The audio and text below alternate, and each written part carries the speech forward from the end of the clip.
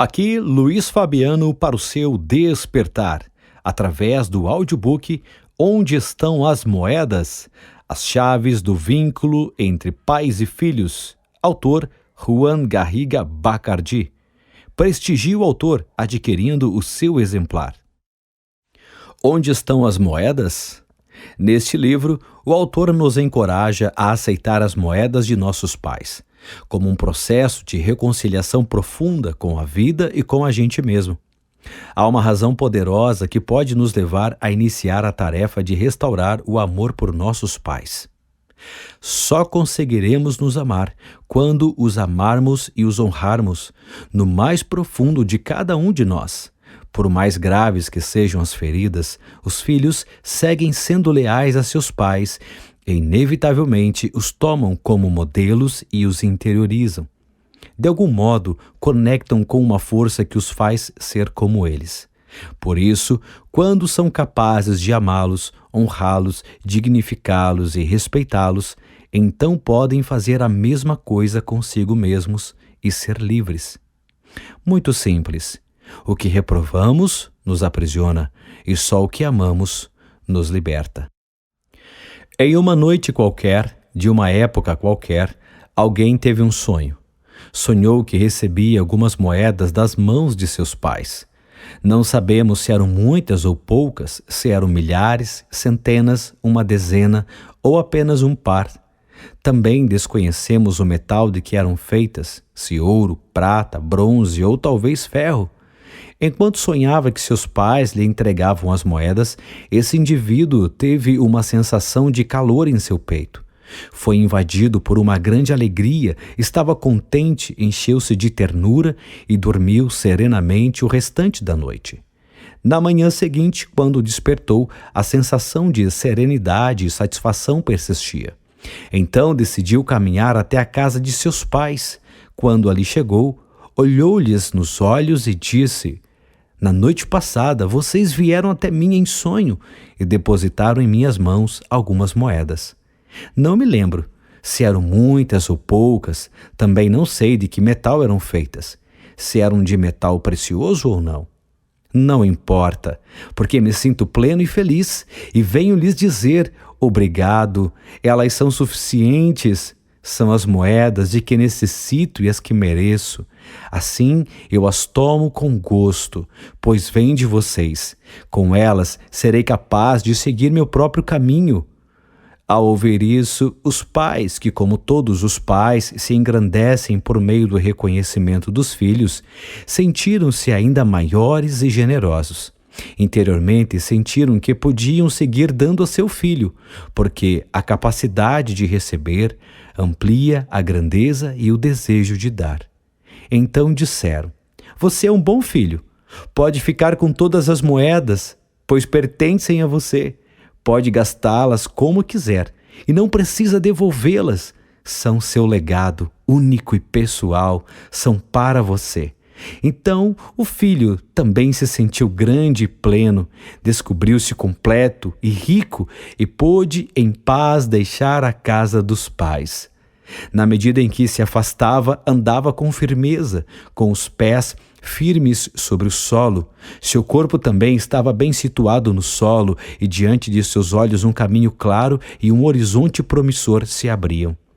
Enquanto percorria o caminho da vida, foi encontrando pessoas diferentes que o acompanhavam durante um trecho, às vezes mais longo, às vezes mais curto.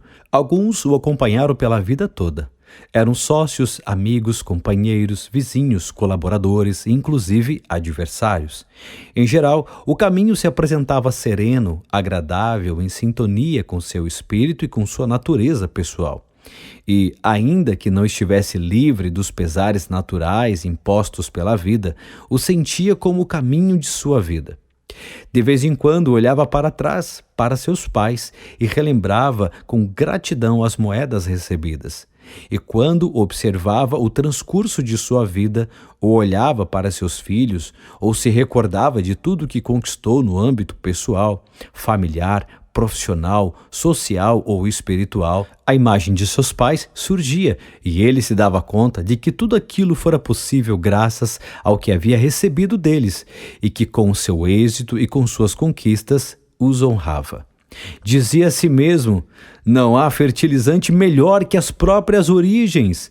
E então seu peito voltava a se encher da mesma sensação abrangente que lhe havia preenchido na noite em que sonhou que recebia as moedas.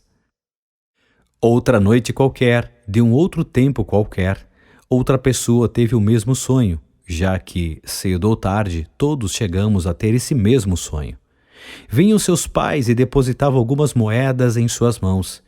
Neste caso, também não sabemos se eram muitas ou poucas, se eram milhares, centenas, uma dezena ou apenas um par.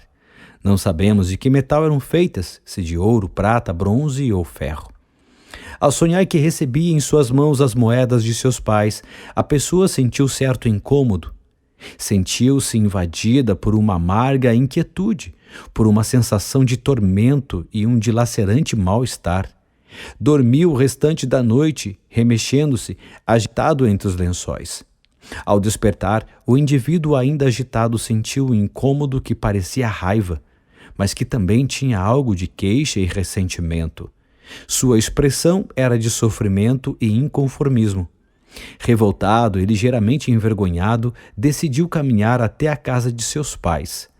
Ao chegar, olhando-os de soslaio, disse: na noite passada, vocês vieram a mim em sonhos e me entregaram algumas moedas. Não sei se eram muitas ou poucas. Também desconheço de que metal eram feitas, se eram de metal precioso ou não. Não importa, porque me sinto vazio, prejudicado, ferido. Veio lhes dizer que suas moedas não são boas nem suficientes. Não são as moedas de que necessito, nem as que mereço, nem as que me correspondem. Portanto, não quero e não aceito, ainda que tenham vindo de vocês e que cheguem a mim por meio de vocês. Com elas, meu caminho seria muito duro ou muito triste e eu não conseguiria ir longe. Caminharei sem as suas moedas. E os pais, que como todos os pais, se sentem menores e sofrem quando não têm o reconhecimento dos filhos, retiraram-se diminuídos e tristes para o interior da casa. Com desgosto e angústia, compreenderam que podiam dar ainda menos do que haviam dado àquele filho, porque diante da dificuldade de aceitar e receber, a grandeza e o desejo de dar se fazem pequenos e definham. Fizeram silêncio, confiando que, com o passar do tempo e a sabedoria que a vida traz, talvez chegassem a endireitar os rumos falidos do filho. É estranho o que aconteceu em seguida. Após ter pronunciado aquelas palavras perante os pais, o filho se sentiu impetuosamente forte, mais forte do que nunca. Tratava-se de uma força extraordinária, a força feroz, teimosa e gigante que surge da oposição aos feitos e às pessoas. Não se tratava de uma força genuína, como a que resulta da aceitação dos acontecimentos e está em concordância com as transformações da vida, mas de uma força apaixonada e intensa. Era o tipo de força que configura a paisagem do sofrimento humano, aquela em que as pessoas tratam de se apoiar quando precisam de coragem e de humildade suficientes para aceitar a realidade tal como ela é, e a nossos pais tal como são. A falsa força que nos concede a oposição das coisas, o ressentimento para com as pessoas e a postura de vítimas diante dos fatos vividos. Com o tempo, essa pessoa aprenderá que nenhum sofrimento concede direitos. Nenhuma postura existencial edificada sobre feridas concede merecimentos e que o único sentido desse sofrimento, que não é dor, é fazer sofrer os demais, já que unicamente a dor genuína desperta a compaixão. Mas, naquele dia, o indivíduo abandonou a casa dos pais dizendo a si mesmo: nunca mais. Sentia-se forte, mas também vazio e vulnerável. Ainda que desejasse, não conseguia ficar em paz. Na medida em que se afastava da casa de seus pais, sentiu seus pés se elevarem alguns centímetros do solo e seu corpo, um tanto flutuante, não podia se aperceber de seu peso real. E sentiu algo ainda mais surpreendente. Cada vez que abria os olhos, tinha a impressão de que via a mesma coisa, um horizonte fixo e estático. O indivíduo foi desenvolvendo uma sensibilidade especial. Assim, quando encontrava alguém ao longo do caminho, o contemplava com uma enorme esperança e, inconscientemente, se perguntava: será essa pessoa que tem as moedas que mereço, das quais necessito e que me correspondem, as moedas que não aceitei de meus pais, porque eles não souberam me concedê-las de maneira justa e conveniente? Será essa a pessoa que tenho o que mereço? Em certa ocasião, a resposta foi afirmativa e tudo pareceu fantástico. O indivíduo se apaixonou e sentiu que tudo à sua volta era maravilhoso. E, sem se dar conta, começou a esperar que o outro tivesse e lhe desse aquilo que não aceitara de seus pais. Contudo, ainda que a esperança de encontrar as moedas lhe resultara a princípio inebriante, quando a paixão acabou se convertendo em uma relação e a relação durou tempo suficiente, o indivíduo descobriu que o outro não tinha o que lhe faltava, ou seja, aquelas moedas que não havia aceitado de seus pais. Que pena, disse. E então se queixou amargamente da sua má sorte, culpando o destino. Ele se sentiu desenganado, submetido a um tormento emocional que tomou forma de desespero, desgosto, crise, turbulência, enfado, frustração. É que, embora ainda não soubesse, o outro só podia lhe dar aquilo que tinha e aquilo que lhe correspondia por sua posição, ainda que queira lhe dar tudo e o ame plenamente, pois um casal é uma relação entre adultos fundamentada na igualdade de classe, na troca equilibrada e na sexualidade. Em certo momento de sua vida, essa pessoa teve um filho, e seu desgosto se tornou mais doce e esperançoso, mais moderado. Então tornou-se a perguntar: será que este filho, tão amado que espero, tem as moedas que mereço, das quais necessito e que me correspondem, aquelas que não aceitei de meus pais porque não souberam me dar de maneira justa e conveniente? Será este o ser que tem aquilo que mereço? Quando respondeu novamente que sim, foi maravilhoso, formidável, e o indivíduo começou a sentir um vínculo especial com aquele filho, um vínculo assombroso, muito estreito, cheio de expectativas e anseios. De maneira inconsciente, a pessoa estava convencida de que o filho tinha as moedas de que necessitava e não tardaria em lhe dar. Mas passou o tempo e o filho, como a maioria dos filhos, desejou ter a vida própria e pôr em prática seus propósitos de vida independentes. Amava seus pais e desejava fazer o melhor por eles, mas a pressão de ter uma vida própria lhe resulta exigente, impetuosa e avassaladora como a sexualidade. Assim, o indivíduo um dia compreendeu que tampouco o filho tinha as moedas de que necessitava, que merecia e lhe correspondiam. Sentindo-se mais vazio, órfão e desorientado que nunca, entrou em crise, adoeceu.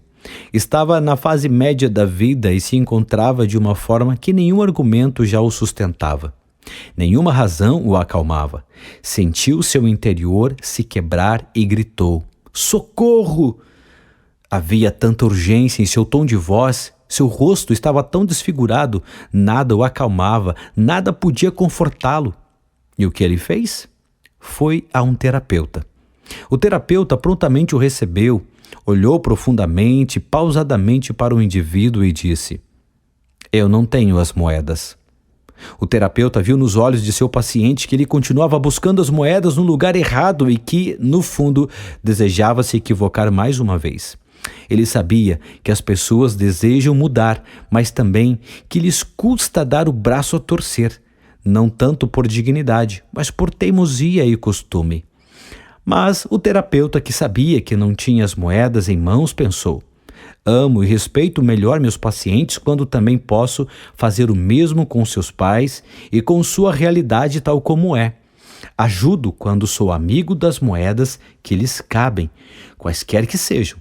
Na realidade, aquele terapeuta já vira muitas pessoas em situações similares e sabia que o paciente e o menino, que segue vivendo em seu interior, continua amando profundamente seus pais e lhes guarda a lealdade, ainda que o ardor das feridas e outras causas lhe impeçam de aceitar suas moedas.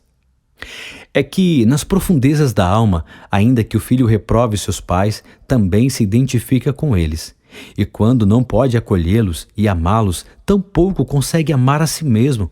Por isso, seu enfoque é o amor a tudo e a todos. Naquela primeira visita, o terapeuta acrescentou: eu não tenho as moedas, mas sei onde estão e podemos trabalhar juntos para que também você descubra onde estão e como pegá-las. Então, o terapeuta trabalhou com esse indivíduo e lhe mostrou que durante muitos anos ele tivera um problema de visão, um problema óptico, um problema de perspectiva, tivera dificuldades para ver claramente, só isso. O terapeuta o ajudou a ajustar o foco e a regular seu olhar, a perceber a realidade de outra maneira, a partir de uma perspectiva mais clara, mais centrada e mais aberta aos propósitos da vida. Uma maneira menos dependente dos desejos pessoais do pequeno eu que sempre tenta nos governar. Um dia, enquanto esperava pelo paciente, o terapeuta pensou que havia chegado o momento de dizer, por fim e claramente, onde estavam as moedas. E nesse mesmo dia, como que por encanto, o paciente chegou com outra coloração de pele. As feições de seu rosto haviam se suavizado e disse: sei onde estão as moedas. Continuam com meus pais. Primeiro soluçou e em seguida chorou abertamente. Depois veio o alívio, a paz e a sensação de calor no peito. Por fim, então dirigiu-se novamente, como anos atrás, à casa de seus pais. Quando ali chegou, olhou-lhes nos olhos e disse: durante todos estes anos tive um problema de visão, uma perspectiva ilusória, não via claramente. Sinto muito. Agora posso ver e venho dizer-lhes que aquelas moedas que recebi de vocês em sonhos são as melhores moedas possíveis para mim. São suficientes e me correspondem. São as moedas que mereço e são adequadas para que eu possa seguir adiante. Venho lhes agradecer. As aceito com gosto porque vêm de vocês e com elas posso seguir trilhando o meu próprio caminho.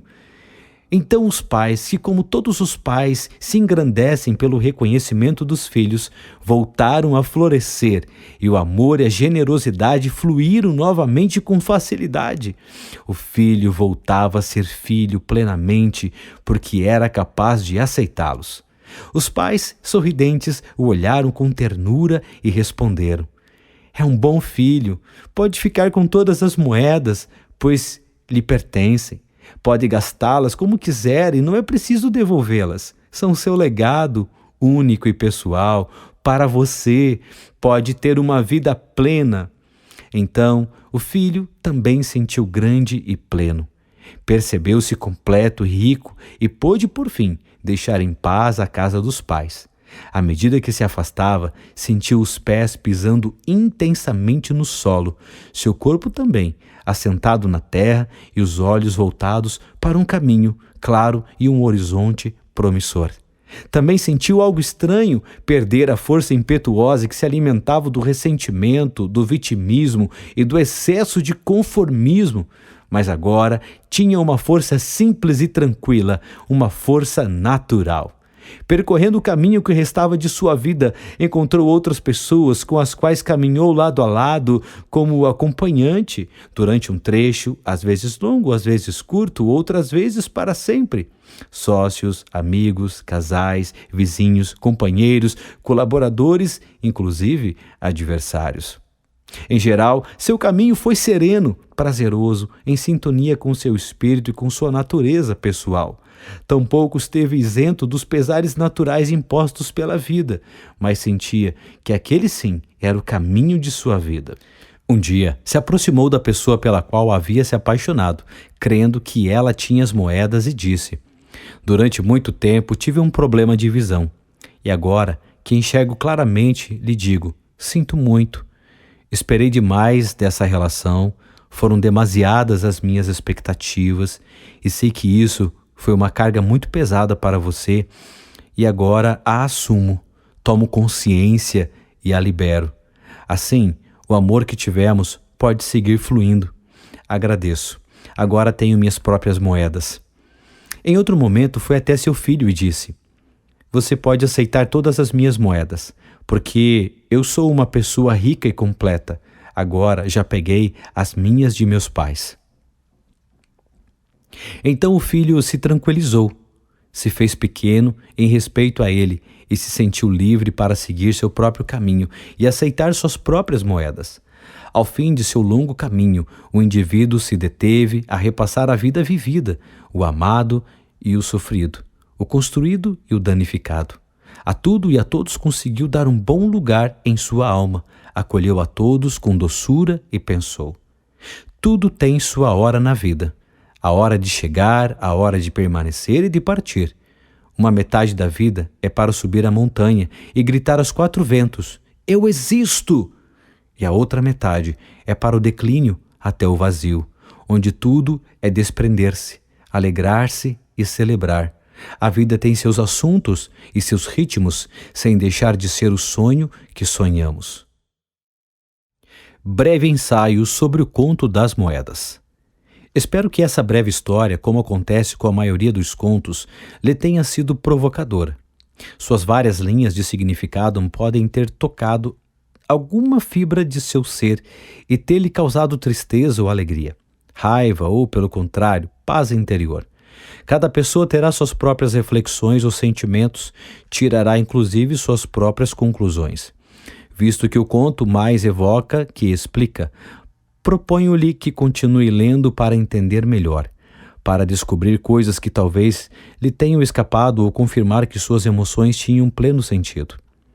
Ainda que este breve ensaio não seja fundamental para desfrutar e aprender o que diz Onde Estão as Moedas, o conto funciona por si só.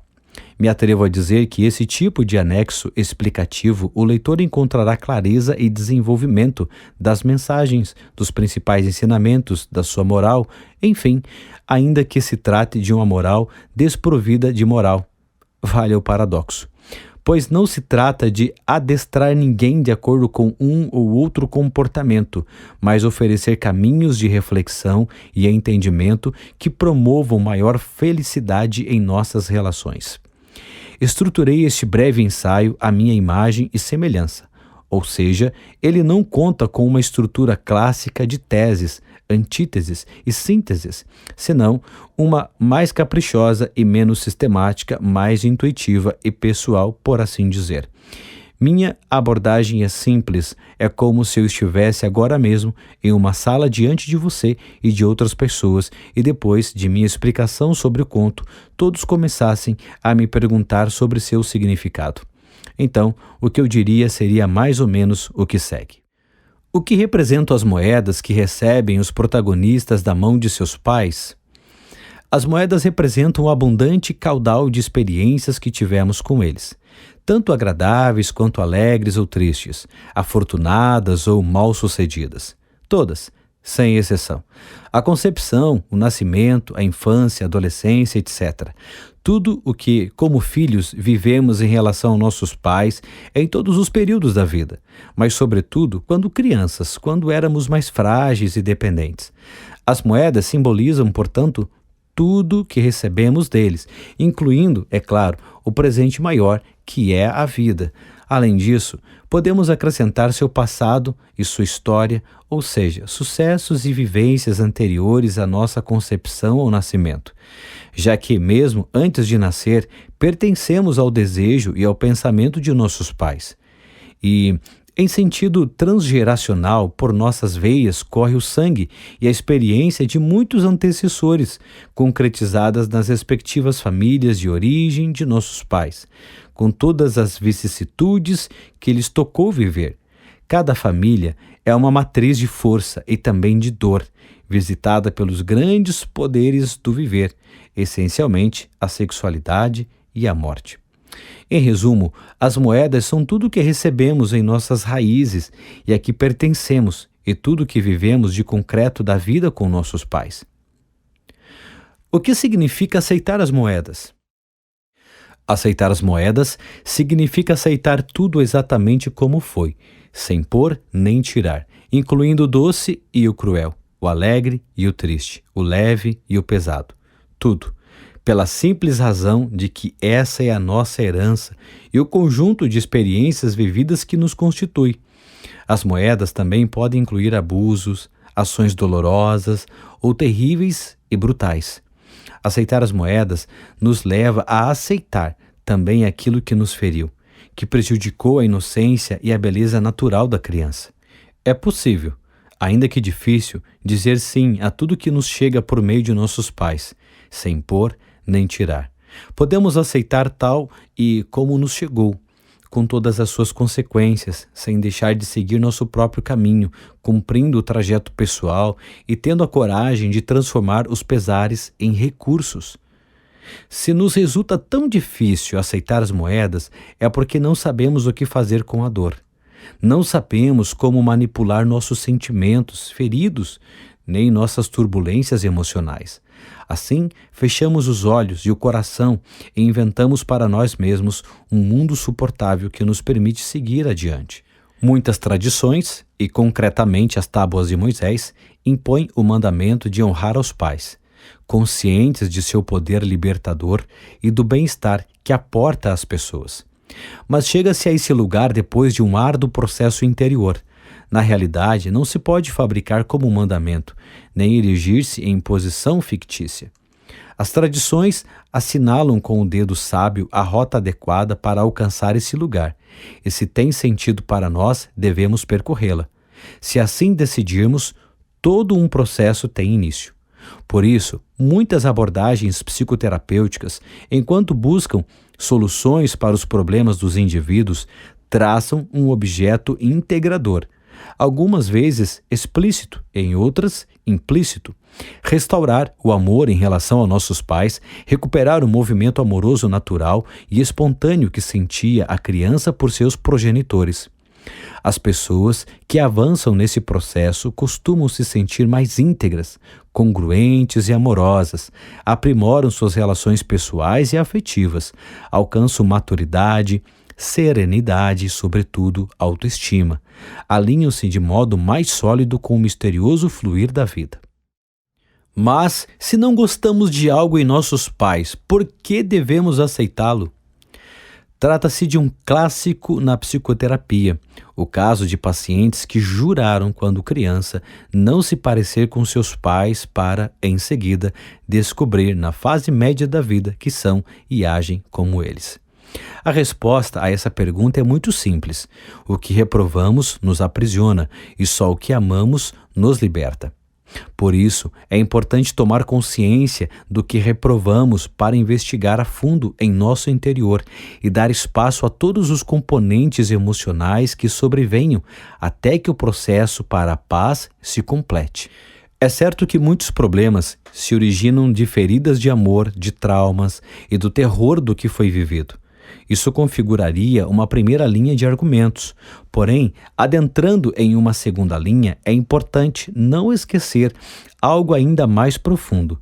Temos problemas porque amamos mal.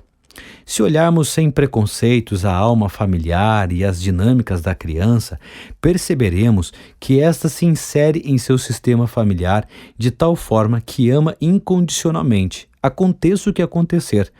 Trata-se apenas de um programa biológico que ativa toda uma rede de emoções.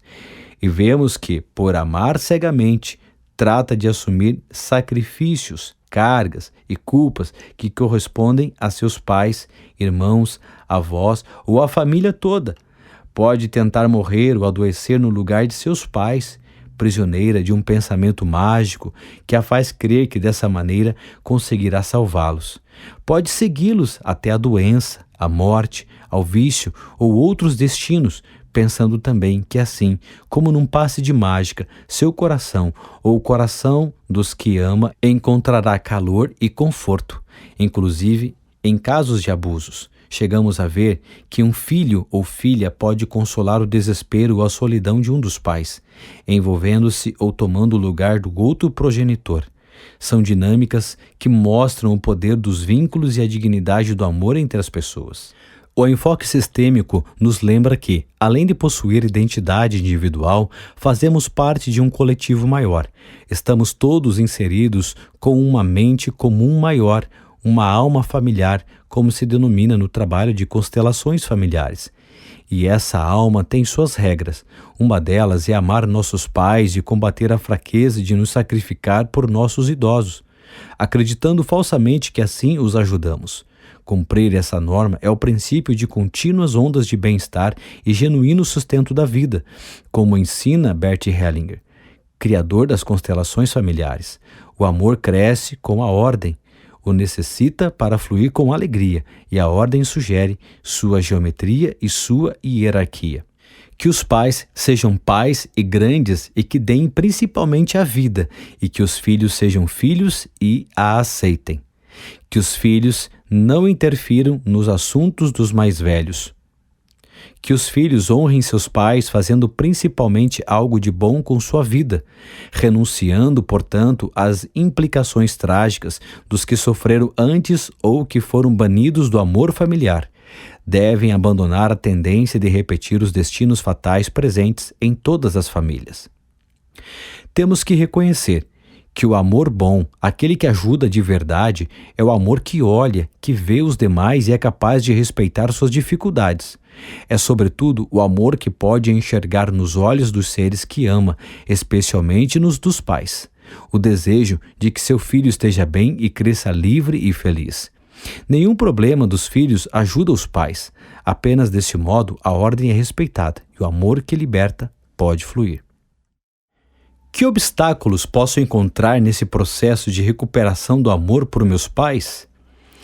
Existem 2 discursos que explicam os principais obstáculos que esse movimento amoroso natural e espontâneo encontra para fluir até nossos antecessores.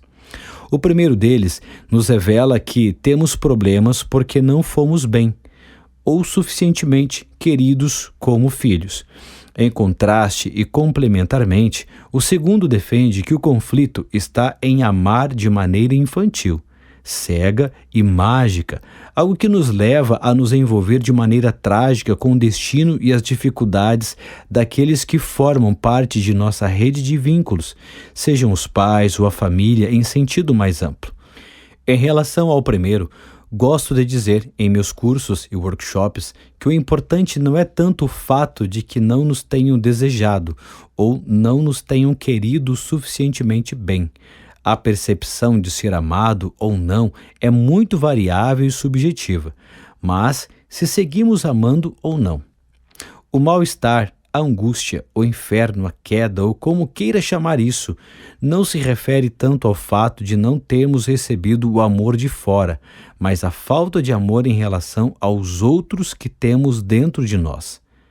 Já Sêneca relata em suas cartas para Lucilo que não se pode ser feliz quando se vive só para si mesmo, quando tudo se faz em interesse próprio. Na verdade, só se vive para si quando se vive para os demais. O que nos cura é abraçar em nosso coração nossos pais, e não tanto ser abraçados por eles. Isso é bom, claro, mas não é o objetivo. O essencial é que abracemos e que neste abraço acolhamos os demais, a vida tal como ela é, os feitos e nós mesmos. Abraçar é um movimento espiritual, é dizer sim para a existência, para o que ela traz e requer em cada momento, porque os pais são os representantes da existência, por meio deles a vida se manifestou e nós podemos cuidar dela. A senha para as portas do paraíso é composta de uma simples sílaba: sim. Um dos ensinamentos fundamentais das tradições de sabedoria é que sofremos quando nos opomos, que o mal-estar se nutre de resistências. Gostaria de explicar uma curiosidade. Em muitos grupos, fiz uma pesquisa improvisada perguntando quem não se sentiu suficientemente ou bem amado por seus pais. Você pode imaginar o resultado? Sim, muitos costumam levantar a mão. Em seguida, pergunto sobre quantos dos que são pais diriam que não amam suficientemente ou suficientemente bem seus filhos. Quase ninguém levanta a mão. Não são necessários grandes conhecimentos de cálculo para deduzir que os números não batem. No meu ponto de vista, há apenas uma explicação para isso, e ela é de ordem cultural. tem-se privilegiado o questionamento dos pais, dando asas talvez a um movimento necessário para transitar de uma cultura excessivamente patriarcal para outra de caráter filial. Entretanto, todos os extremos precisam se corrigir, e a atual ditadura moderna de caráter filial debilita tanto os filhos como os pais. Confunde ambos. Além disso, ao se acentuar a encenação acusatória contra os pais, perpetua-se a tendência vitimista e irresponsável dos filhos, enquanto os pais sofrem desnecessariamente em um amargo acúmulo de culpas. Os pais, por sua vez, também entraram em um código cultural imperante, autoperseguidor, de que deveriam ser melhores, mais perfeitos. Há outra razão poderosa que pode nos levar a dar início à tarefa de restaurar o amor por nossos pais. Só conseguimos amar a nós mesmos quando amarmos e honrarmos nossos pais. No mais profundo de cada um de nós, por mais graves que sejam as feridas, nós, filhos, seguimos sendo leais a nossos pais. Inevitavelmente, os tomamos como modelo e os interiorizamos. De algum modo, nos conectamos a uma força que nos faz ser como eles. Por isso, quando somos capazes de amá-los, honrá-los, dignificá-los e respeitá-los, podemos fazer o mesmo com a gente mesmo e ser livres. Como podemos saber o que aceitamos e o que recusamos? É possível reconhecer o que não aceitamos de nossos pais por algumas poucas, 6, 8 ou no máximo 12, recordações por meio de imagens dolorosas de nossa infância que, vez ou outra, assaltam nossos pensamentos, nos tensionando e nos fazendo novamente nos sentirmos indefesos ou raivosos, penalizados, abandonados ou o que quer que seja, gerando mal-estar para o corpo. Muitas pessoas conservam imagens muito vivas de acontecimentos difíceis e, em contrapartida, esquecem centenas de momentos em que foram estimados, cuidados, alimentados, amados, abraçados, etc. E sem cuidados não há vida, não é possível sobreviver. Em geral, acredito que está em baixa a crença popular de que os pais causam, por sua negatividade, o mal nos filhos, ainda que de fato nada os exima quando têm comportamentos destrutivos. Se dermos uma olhada no cotidiano dos pais, vemos a quantidade de dedicação e ocupações que requer criar um filho. Além disso, o mais comum é que os pais desejem espontaneamente que os filhos estejam felizes. A questão é como aceitar as moedas difíceis, porque inclui o sofrimento. Boris Cyrulnik, criador do conceito de resiliência, tão em voga ultimamente, nos mostra o poder de algumas pessoas de se recuperar de graves feridas e traumas emocionais. Ainda que sejamos mamíferos sensíveis que sofrem diante da falta de amor e de respeito, ou pelos fatos e reveses terríveis da vida, mortes, perdas, desgraças, etc., também estamos amparados pela força da vida e por um amor eterno, presente em cada um de nós, seja qual for o rumo e a forma que escolhemos para viver. Confúcio também afirma que uma ofensa não é grande coisa, exceto pelo fato de que nos empenhamos em recordá-la. Entretanto, é comum construirmos nossa vida em função de recordações, algumas traumáticas que resultam em meras transformações daquilo que vivemos antes. Recordações que ficam muito longe da realidade ou que em partes a distorcem e que nos distanciam de nosso presente, nosso único apoio. É que o único lugar possível onde podemos viver é o presente.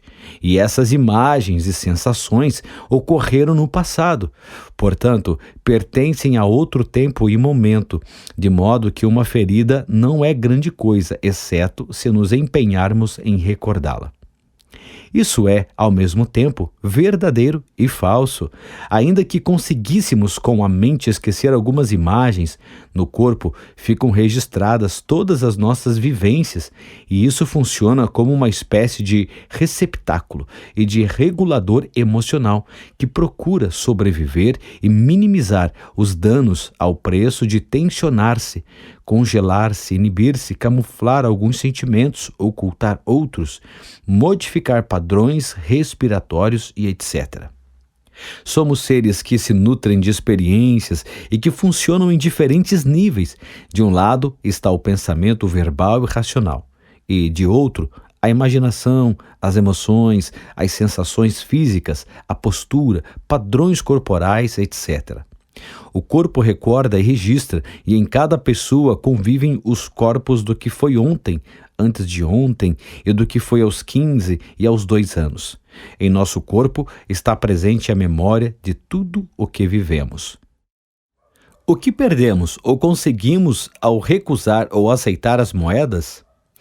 Entre as vivências que temos com nossos pais se encontram as doces, que nos fazem sorrir e nos sentir bem, e as amargas, que nos doem e nos contraem. As primeiras parecem nos impulsionar para a vida e as outras parecem nos entorpecer. A tentação para muitos consiste em querer aceitar apenas o positivo e expulsar o negativo. E isso tem uma lógica esmagadora. Queremos nos afastar daquilo que nos causou ou ainda causa dor. Assim, alguns recusam os pais e o que vem deles. No entanto, temos de compreender que a lógica emocional dos afetos funciona de maneira precisamente pouco lógica e mais paradoxal, independente de nossa vontade. Motivo pelo qual, frequentemente, como já citei, o repúdio nos prende com mais força ao que recusamos ou àqueles que recusamos. Para o bem ou para o mal, não governamos os afetos com nossa mera vontade. A linguagem do coração se escreve em outro ritmo, sutil, decisivo e apaixonado, dificilmente quadriculado. Desse modo, muitos que não aceitam suas moedas e permanecem na queixa ou no ressentimento se comportam, quando mais velhos, como seus pais, ou reproduzem comportamentos daninhos iguais aos recebidos. O que de fato ajuda é realizar o processo de aceitar também o que foi difícil, e com isso, talvez nos tornarmos mais fortes ou mais sábios. Ou seja, também o que parece negativo está a serviço da vida, e podemos aproveitá-lo a nosso favor. O sofrimento também é capaz de nos fazer mais plenamente humanos. Algumas pessoas que sofreram graves perdas ou traumas com seus pais, por exemplo, se superam e constroem uma vida com alegria e muito sentido. Em contrapartida, há pessoas que, amparando-se em pequenas frustrações com seus pais, se acham no direito de ter uma vida escassa ou penitencial e culpam os pais para justificar seus erros ou fracassos. Devemos saber que nada nos impede de nos desenvolvermos bem e que, do passado, conservamos apenas as cinzas em forma de imagens guardadas na mente, que podemos transformá-las e ficar em paz com o que passou, ao menos com o que recordamos dele. E assim nos abrimos ao presente, o lugar e o tempo do verdadeiro fogo do viver. Em geral, as pessoas que realizam o processo interior de aceitar suas moedas e ficar em paz com seus pais e com sua história se sentem melhor consigo mesmas, estabelecem relações adultas e espontâneas mais facilmente e retribuem a vida com o que possuem. O que acontece quando recusamos nossos pais e aquilo que nos deram, ou seja, suas moedas? As pessoas que recusam suas moedas se sentem mais vazias e esperam que outros ou alguma coisa as preencham. Às vezes o cônjuge, os filhos ou o trabalho, ou ainda a riqueza, a justiça, a religião ou o que quer que seja, e resistem a dar o que tem para dar à vida. Muitas são as cenouras que perseguimos de maneira vã ao longo da vida, quando a solução é descer do burro, ou literalmente deixar de ser burros, e mudar nosso ponto de vista, deixando assim de sofrer e fazer sofrer inutilmente. Se nos recusamos a isso, nos debilitamos e, como digo, costumamos procurar nos demais o que nos falta. De certo modo, permanecemos como crianças tirânicas, que dizemos a vida e a nossos pais como eles deveriam ser, em vez de aprender o que é e aceitá-los como são ou foram. A realidade, sem dúvida, está aí para ser modificada e aprimorada. E assim o fazemos todos os dias. Tratamos de mudar o que é possível, mas, do que já passou, é melhor nos fazermos discípulos e tratar de aprender algo que nos sirva agora. Quando não aceitamos a realidade do que nos tocou, de certo modo também negamos a nós mesmos. Quem nega suas origens apaga sua identidade. Quem amputa uma parte de sua trajetória se encontra eternamente em fuga, inquieto. Sartre dizia: não importa tanto o que me fizeram, mas o que eu faço com o que me fizeram. Afinal, é melhor e mais útil que a responsabilidade esteja em nosso telhado e trabalhar com a nossa história para convertê-la em aliada, abrindo nosso coração a ela, apesar das feridas, ou justamente nos abrindo a elas, apenas conseguimos transcender o que aceitamos. Mas às vezes, a recusa parece nos dar uma força especial, não é mesmo? Sim, é certo, e podemos cometer o erro de pensar que essa força é a verdadeira força da vida, pois aparentemente é de tal magnitude que é fácil crer que nos bastará para avançar rumo a uma vida plena. Na realidade, ainda que se trate de uma força impetuosa, apaixonada e intensa, pode ter muitos rostos e se nutre do seu próprio combustível emocional: vitimismo, queixa, ressentimento, sede de justiça, rancor, vingança, hedonismo, perfeccionismo, vaidade, orgulho, etc. Trata-se de uma força enorme que configura a paisagem do sofrimento humano, como se diz no conto. Representa uma imensa galeria de personagens e posturas existenciais sobre os quais tratamos de nos sustentar quando carecemos da coragem e da humildade suficientes para assumir nossas feridas, nossas bênçãos, para nos apoiarmos na realidade tal como é e em nossos pais tal como são. Essa força é intensa, cega e impetuosa porque é falsa. E é falsa porque não procede da realidade, senão de sua oposição e de sua negação. Trata-se de uma força que nos faz crer que devem compensar nossas carências e que, por nosso sofrimento, somos merecedores de certos direitos. Mas há algo que devemos aprender: nenhum sofrimento concede direitos, nenhuma postura existencial edificada sobre feridas concede merecimentos. Como se afirma no relato, o único sentido desse sofrimento, que não é dor, é fazer sofrer os demais, já que apenas a dor genuína desperta a compaixão. Por que não é adequado buscar nos outros aquilo que não obtivemos no seio familiar? Ou seja, cobrir com outros nossas carências afetivas? Porque seria como tentar abrir uma porta com um martelo no lugar da chave.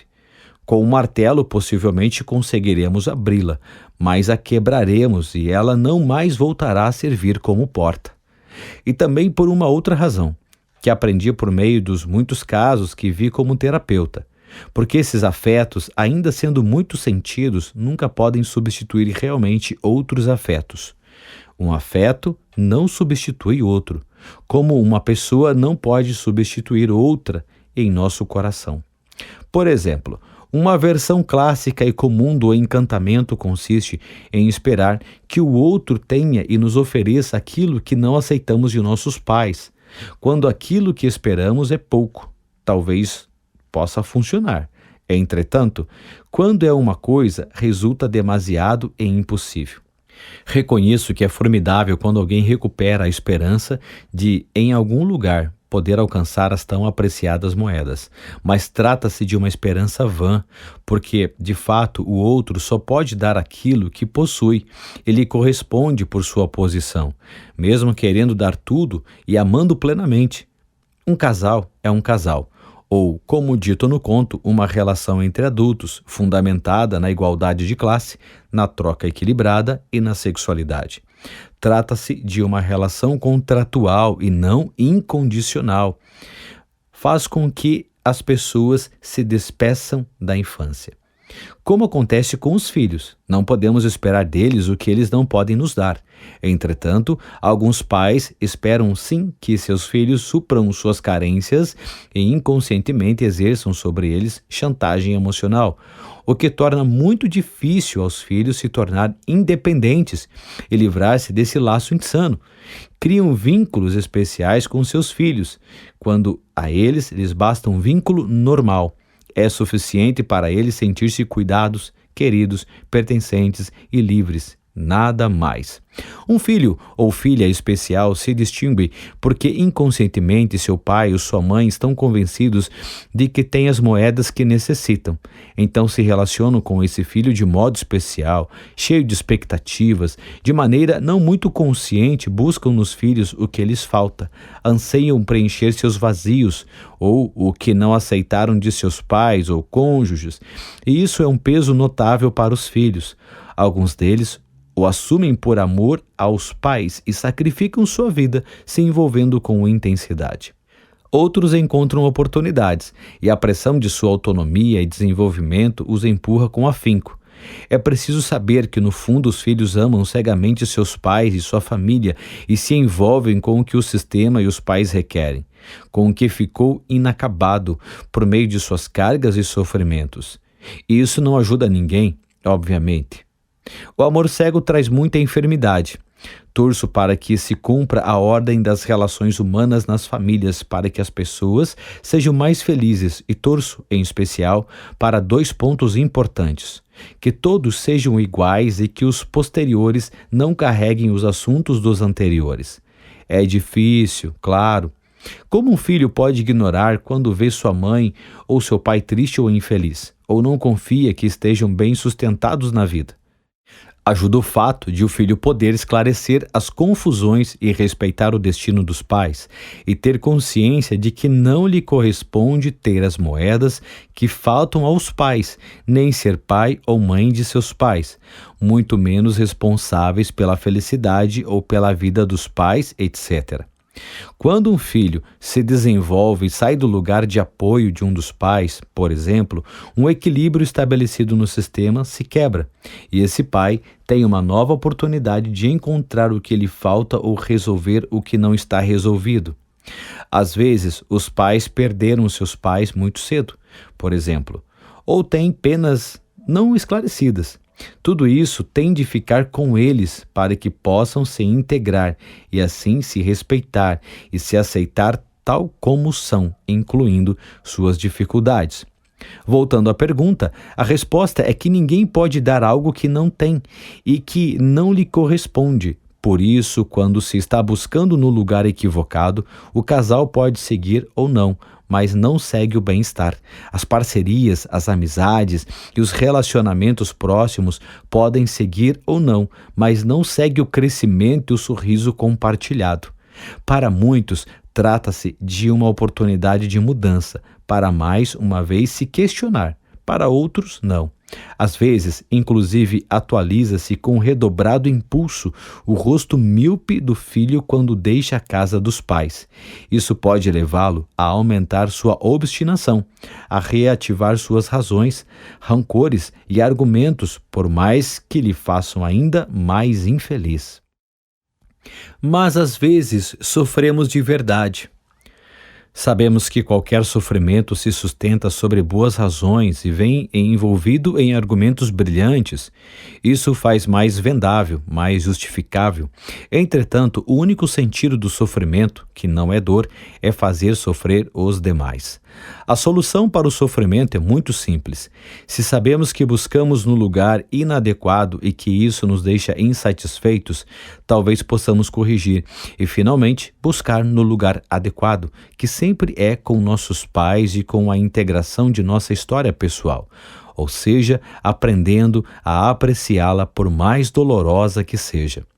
Na prática, as dinâmicas familiares e afetivas são muito complexas e sutis, e com frequência, uma crise, a separação, problema com os filhos ou qualquer outro infortúnio costuma ser uma oportunidade para trazer à tona e rever o que é preciso ser recolocado na relação com os pais ou com a família de origem e, com eles, enfrentar os assuntos pendentes. Quando o caminho com o qual pretendíamos nos encher falha, quando uma crise nos assola, quando um trecho de nosso caminho se esgota, talvez se abra uma oportunidade, sobretudo se somos capazes de permanecer em nossa fragilidade e abrir o coração. Como todas as pessoas, os pais são mais reais que perfeitos, e é suficiente que sejam assim. Quem exige perfeição fica sozinho. Nem sequer tem a si próprio, porque também se acha imperfeito. As ideias de imperfeição pertencem ao reino de nossas imagens mentais, mas não à realidade, que seguramente anda pouco preocupado com si mesma e com sua melhoria. É que talvez a realidade seja perfeita por si mesma, tal como é neste momento, incluindo nossos desejos de mudá-la, que também são tão reais. O que ajuda não é muito popular, mas tem efeito e consiste em estar de acordo com a mente, o corpo e a alma, inclusive com a dor que se sente. É estar de acordo no coração com o fato de que as coisas são como são e se abrir emocionalmente a isso. A maioria das pessoas ama profundamente seus pais e, quando param de se fechar em seus argumentos defensivos, reabrem o coração e superam a dor, voltando a sentir o amor e a ternura que tinham por eles. Também descobrem que um dia os pais foram crianças e que o coração deles também foi frágil e aprendeu a se defender, que viveram da mesma forma suas carências e mágoas. Bastaria que aceitássemos a dor da mesma forma que outras experiências da vida para estarmos mais perto da serenidade e do amor, que é o que nos faz sentir plenos. O mal-estar interior certamente não se baseia em não ser querido, mas em sermos nós mesmos quem nos rejeita. Por fim, o que ajuda é cada um estar no lugar que lhe corresponde na cadeia da vida e tomar de seus antecessores a força e a chama vital, em vez de buscar encontrá-la nos posteriores ou nas ilusões mais comuns da vida, a riqueza, o poder ou o afã da notoriedade. Como podemos aceitar nossos pais e suas moedas na prática diária? Por meio da humildade e amparados em um desejo verdadeiramente real de ser livres e felizes. Na realidade, nós mais tememos a plena liberdade do que a desejamos, porque ela nos deixa despidos diante de nossas mais profundas verdades e da responsabilidade de nossa vida. Acabaram-se as desculpas e as acusações. O mesmo ocorre com a felicidade. É mais cômodo procurá-la que vivê-la agora. Muitas pessoas preferem sofrer e reclamar que agir e tomar a vida em suas mãos, gozando de sua parcela de bem-estar e se desenvolvendo em direção ao seu interior feliz. Além disso, a pretensão de não aceitar os pais é isto: pretensão, porque quem somos nós para não aceitar algo que a vida determinou? A vida impõe sua realidade e nós podemos, no máximo, nos esgoelar em vão, gritando que deveria ter sido diferente, mas só perdemos nossa energia com isso. Há uma máxima de certas tradições de sabedoria que diz o seguinte: consentimento é libertação, ou, ao contrário, oposição é sofrimento. Aceitar nossos pais e honrá-los tal como são tem consequências. A principal delas é nos comprometermos com a vida que temos. No fundo, honrar os pais significa fazer algo de bom com a vida que nos deram e exercer nossos dons e talentos. Algumas pessoas preferem não aceitar seus pais para se poupar do trabalho de levar a vida a sério e preferem sofrer e com isso fazem sofrer os demais. Tenho repetido frequentemente que o sentido da maior parte do sofrimento é fazer sofrer os demais, porque, em geral, o que vemos é que o sofrimento exige algo dos demais, é manipulador. Refiro-me ao sofrimento como posição na vida: vítima, queixoso, perseguidor, culpado, etc. Não ao sofrimento real que experimentamos com fatalidades dolorosas ou perdas. Muitas vezes conseguimos aceitar os pais por meio da rendição que nos atinge ao compreender que eles também tiveram problemas e, sobretudo, que o que vivemos foi exatamente o que necessitávamos para edificar a vida que temos hoje. Desse modo, nos colocamos em paz conosco e com nossa história. Para aceitar os pais, muitas pessoas devem superar o desamor recebido durante anos ou por toda a vida, aceitando inclusive o dano físico e psicológico. Como podemos ver essa dor como uma contribuição ao nosso caminho de crescimento pessoal? Há uma frase que aprecio muito que diz o seguinte: a desgraça abre a alma para uma luz que a prosperidade lhe nega. Claro que voluntariamente não buscaremos nenhuma desgraça, mas devemos saber que podemos encarar as dificuldades como oportunidades. Quantas pessoas já não sentiram que uma enfermidade lhe despertou e lhe pôs em sintonia com horizontes de sabedorias desconhecidos? O sofrimento assumido torna as pessoas mais reais. É certo que algumas pessoas foram criadas com pais perigosos, terríveis, e é natural que se separem deles para sobreviver e se desenvolver. Mas, em sua vivência interna, podem chegar a aceitar seu destino doloroso, e isso é uma viagem às vezes heróica. Em contrapartida, que valor têm as pessoas que se queixam o tempo todo de seus pais? As pessoas prudentes se separam deles porque sabem que serão as próximas a desapontá-los. Nós precisamos confirmar nossas hipóteses vitais, e aqueles que põem o disfarce de vítima, por exemplo, precisam confirmá-lo, gerando relações que lhes desapontem para poder seguir se queixando. Enfim, é o grande teatro das paixões humanas. O que essencialmente nos iguala a todos os demais é o amor, mas também a dor. Victor Hugo recomendava que ficássemos tristes ao menos um dia no ano para sentir o aroma de nossa humanidade. É preciso dizer também que a maioria dos pais querem bem seus filhos, mesmo que em algumas ocasiões não consigam, devido à própria dor, expressá-lo e vivê-lo de maneira que o filho se sinta bem. Tomara que esses filhos possam se desenvolver bem e, dessa maneira, dar algo bom à própria história familiar. Na prática budista de tocar a terra, descrita pelo monge vietnamita Thich Nhat Hanh, há uma reverência em agradecimento aos antepassados que diz o seguinte: vejo que a origem de minhas raízes procede de meu pai, de minha mãe, de meus avós, de minhas avós e de todos os meus antepassados. Sei que sou apenas a continuação dessa linhagem ancestral. Por favor, me apoiem, me protejam e me transmitam nossa energia. Sei que onde quer que os filhos e netos estejam, os antepassados também estão ali. Sei que os pais amam sempre e apoiam seus filhos e netos, ainda que nem sempre sejam capazes de expressá-lo de modo eficaz por culpa das dificuldades que tiveram. Vejo que meus antepassados tentaram construir um modo de vida baseado na gratidão, na alegria, na confiança, no respeito e no amor compassivo. Como continuação de meus antepassados, me prostro profundamente e permito que suas energias fluam através de mim. O protagonista da história, em dado momento, pede ajuda ao terapeuta. É uma boa ajuda? Qualquer ajuda real e positiva é boa. Contudo, os terapeutas que creem ter as moedas criam vínculos estreitos e prolongados com seus pacientes, enquanto os que sabem que não as possuem sentem que estão apenas de passagem. Só por um tempo, nada mais, e ajudam com respeito e decisão. São humildes. Ambos tratam de fazer o melhor e ajudam à sua maneira, mas o que pensam que têm as moedas se relacionam com seus pacientes, contra seus pais e tratam entre os dois de ser melhores que os pais. Ao excluir os pais do coração dos pacientes e apontar com o dedo acusador, alimentam a falsa força do paciente e o ferem, porque sabemos que o paciente e a criança que segue vivendo em seu interior continua amando profundamente seus pais e lhes guarda lealdade, ainda que em outro nível não consiga aceitar suas moedas por causa da ardência das feridas e das outras causas. Nas profundezas da alma, ainda que o filho recuse seus pais, também se identifica com eles.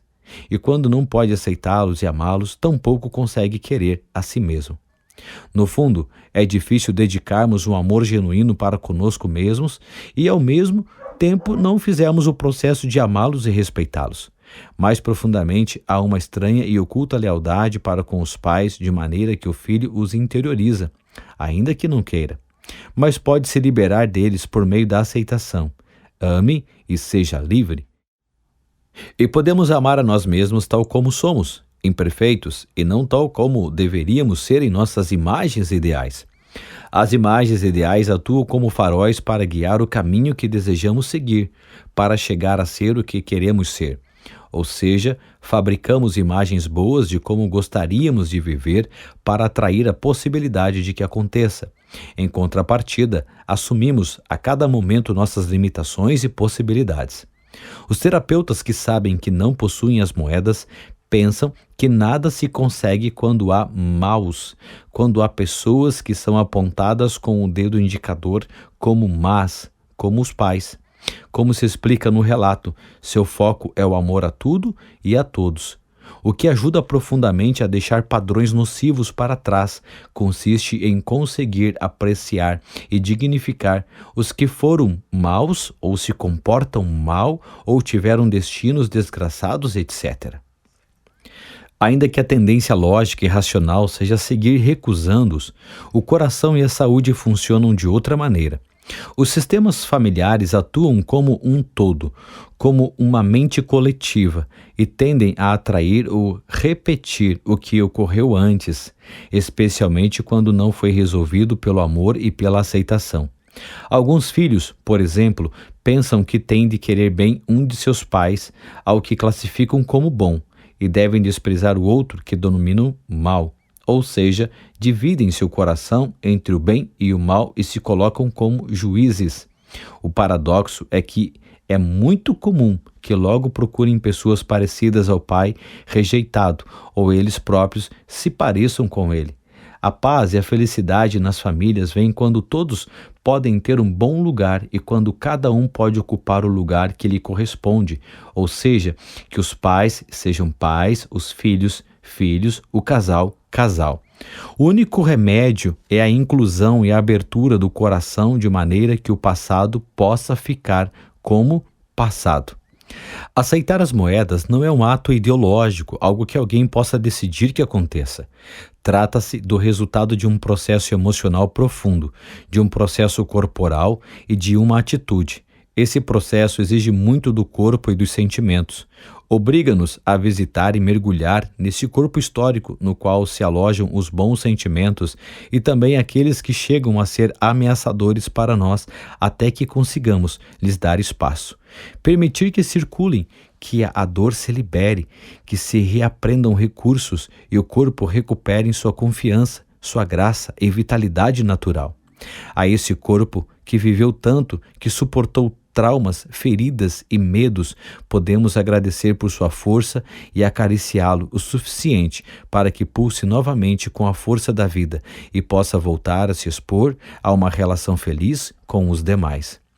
Às vezes, durante esse processo, as pessoas que sofreram graves abusos e traumas podem imaginar que tomam nos braços a criança que foram e recordam sua inocência.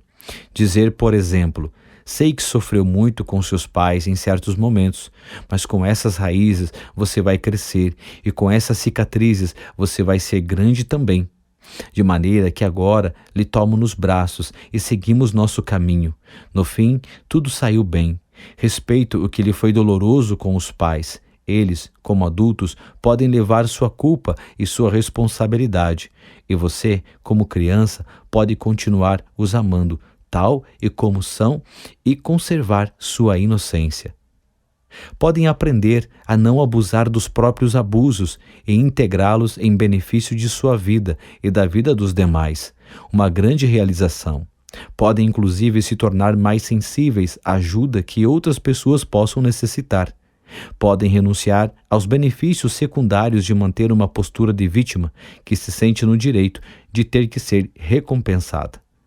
Portanto, o processo também exige dar o braço a torcer, renunciar às posturas manipuladoras e à falsa força que adotamos quando assumimos uma atitude enraizada na oposição, no ressentimento, no vitimismo, etc.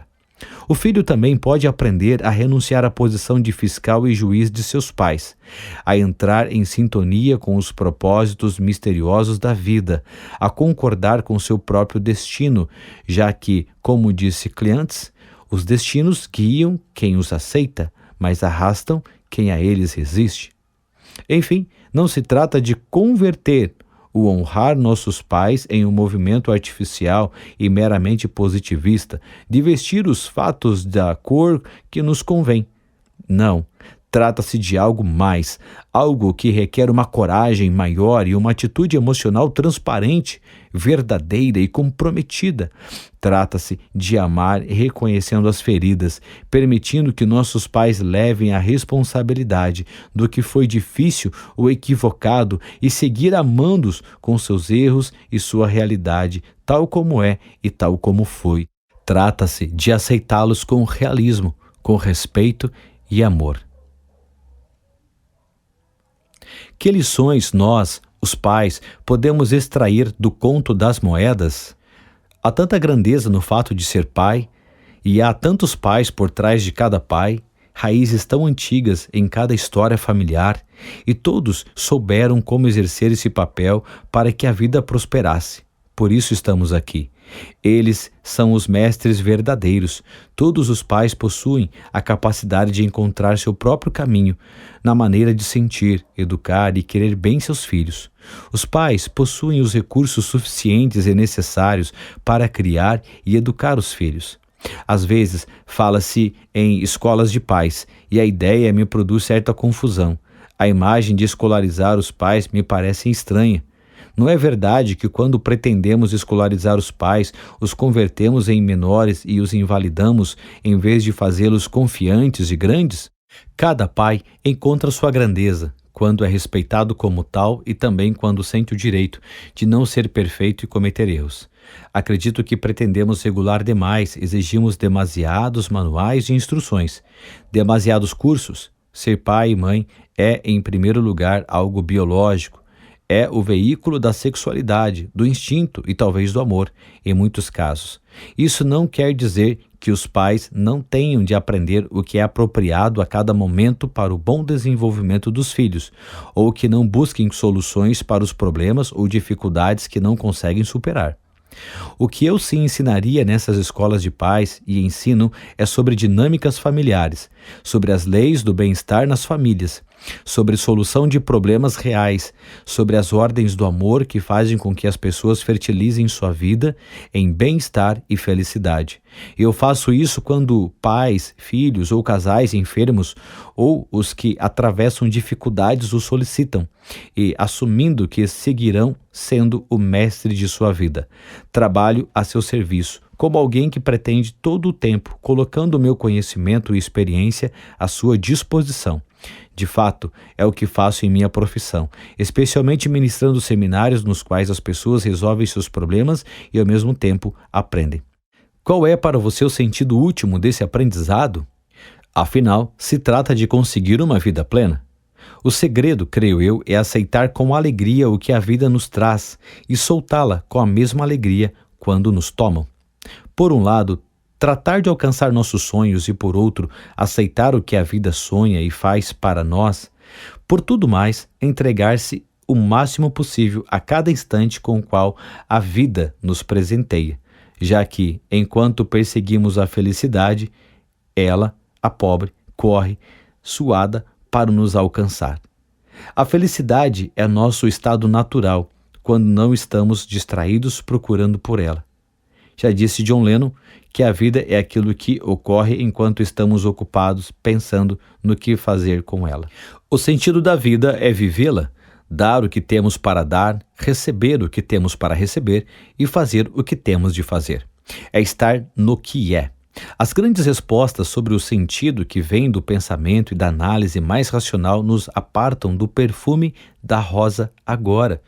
Assim, não importa tanto que sentido a vida tem para mim, senão que sentido eu tenho para a vida. Ou seja, qual a nossa colaboração à beleza e ao encanto da vida. Vivamos sustentados em nossos próprios pés, em nossos próprios pais e em nossas raízes familiares e transformemos as moedas que recebemos de nossos antepassados, muitas ou poucas, alegres ou tristes, em riqueza para a nossa vida e para a vida daqueles que nos rodeiam. Vivamos confiantes na grande inteligência que governa as coisas, na força do Espírito que a tudo alcança e que nos iguala como irmãos. E não esqueçamos que, além das mágoas e temores das paixões humanas, brilha a batida da vida, sempre alegre e barulhenta. Aceitar as moedas é uma meta que devemos alcançar para conquistar a paz e a reconciliação com nossos pais, com a vida, com os demais e com a gente mesmo. Finalmente, quando olhamos o fluir da vida, com equidade, as exigências da alma para alcançar essa tão desejada meta da paz interior são simples. Amar o que é, a realidade tal como se manifesta, ainda que apresente sua face terrível ou furiosa. Assim ensinam todas as tradições de sabedoria. Amar o que somos, não pretendendo ser diferente, melhor ou pior, respeitando o nosso rosto distinto e os personagens que surgem de acordo com as mudanças do contexto, respeitando o nosso corpo único e perfeito, nossos tão necessários e valiosos sentimentos, criados para ser sentidos e vividos, para deixá-los emergir e desaparecer, fluir, tal como ensina a terapia Gestalt. Amar todos os que são, ou seja, todos os companheiros humanos, mas em especial os que estão ao nosso redor, que fazem parte de nossa alma familiar e que constitui nosso universo de laços interpessoais e afetivos,